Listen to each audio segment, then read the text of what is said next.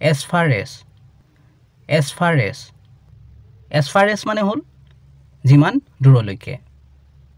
এটো এটা কনজাংশন হয় যেতিয়া তোমালোকে ইংৰাজী গ্ৰামাৰ পঢ়িবা তেতিয়া পাৰ্টস অফ স্পীচ পাবা তাতে নাউন প্ৰনাউন এডজেক্টিভ তেনেকৈ 8 প্ৰকাৰৰ পাৰ্টস অফ স্পীচ পাবা তাতে এই কনজাংশনটো থাকিব যেনেকৈ নাউন মানে হল কোনো নামক বুজাব আৰু কনজাংশন মানে হল ইয়াৰ কামটো কি হ'ব দুটা ওয়াৰ্ড বা দুটা সেন্টেন্সক জোড়া লগাই দিব এটো হল কনজাংশনৰ কাম যেতিয়া তোমালোকে কনজাংশনৰ বিষয়ে পঢ়িবা তেতিয়া বেছি ভালকৈ বুজিব পাৰিবা এই as far as টোৰ অৰ্থটো হ'ব যিমান দূৰলৈকে অহা এই দুটা বাক্যৰ সহায়ত আৰু বেছি ভালকৈ বুজি লওঁ there is no other entrance আন কোনো প্ৰৱেশ দ্বাৰ নাই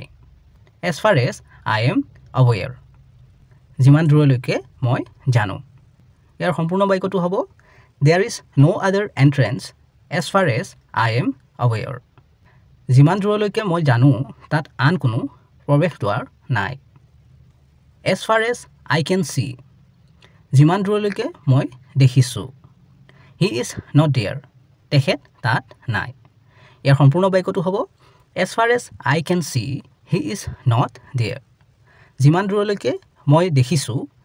তেখেত তাত নাই